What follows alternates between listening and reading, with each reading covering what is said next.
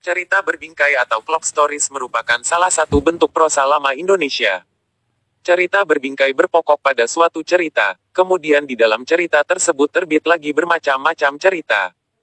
Dalam istilah lebih sederhana, cerita berbingkai adalah cerita di dalam cerita. Cerita berbingkai merupakan pengklasifikasian cerita berdasarkan pola pengaluran.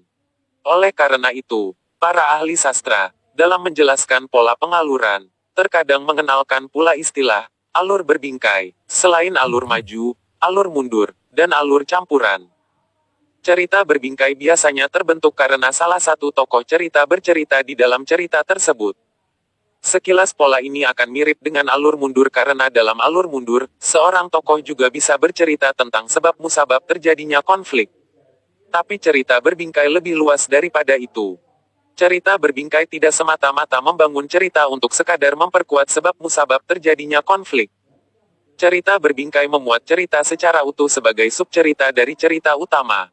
Posisi cerita di dalam cerita yang terjadi pada cerita berbingkai dapat berdiri sendiri. Subcerita dapat berdiri sebagai sebuah cerita yang utuh meski dipenggal dari cerita utama. Jadi, posisi cerita utama hanya berfungsi sebagai simpul pengikat bagi berbagai cerita di dalamnya. Cerita berbingkai berasal dari India dan Persia lalu masuk ke dalam kesusastraan Melayu melalui tradisi sastra Arab Persia. Karena masuknya dari tradisi Arab Persia, pengaruh Islam Arab lebih dominan daripada pengaruh Hindu India. Di India cerita ini disebut Ahyayika Kanta cerita atau percakapan yang menyenangkan. Salah satu cerita berbingkai paling fenomenal adalah Hikayat 1001 Malam. Ciri-ciri cerita berbingkai. Cerita berbingkai memiliki beberapa ciri antara lain. 1. Struktur isi cerita terbagi dalam dua bagian, yaitu bagian pokok cerita dan bagian cerita sisipan. 2. Kaya dengan nilai-nilai moral. 3. Mengandung unsur didaktik atau pengajaran. Dalam sastra klasik Indonesia ada beberapa naskah cerita berbingkai yang cukup fenomenal, yakni Hikayat Bayan Budiman dan Hikayat Kalilah dan Daminah.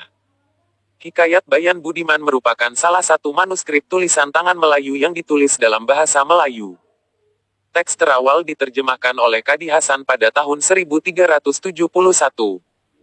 Hikayat Bayan Budiman pada awalnya merupakan sebuah hikayat cerita Hindu bertajuk Sukasaptati atau cerita-cerita Bayan. Sukasaptati ini masuk ke wilayah Melayu mula-mula merupakan terjemahan dalam bahasa Jawa, Bugis, dan Makassar. Salinan hikayat ini dalam bahasa Melayu memiliki beberapa tajuk seperti Hikayat Bayan Budiman, Hikayat Khoja Maimun, Hikayat Khoja Mubarak, dan cerita Taifah dalam tulisan Arab Jawi. Sedangkan Hikayat Kalilah dan Daminah adalah cerita gubahan dari India bertajuk Hikayat Pancatantra, atau bila diterjemahkan berarti 5 cerita.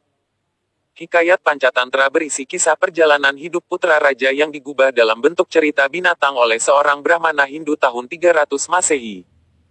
Pancatantra disalin ke bahasa Persia oleh Barsu pada tahun 570 Masehi atas perintah Raja Persia bernama Khosru Anushirwan.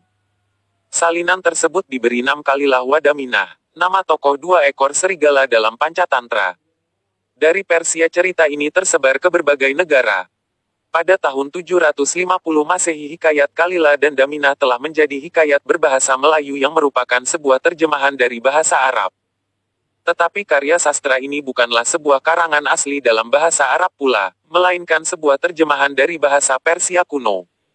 Dalam hikayat disebut bahwa pengarangnya bernama Baidapa.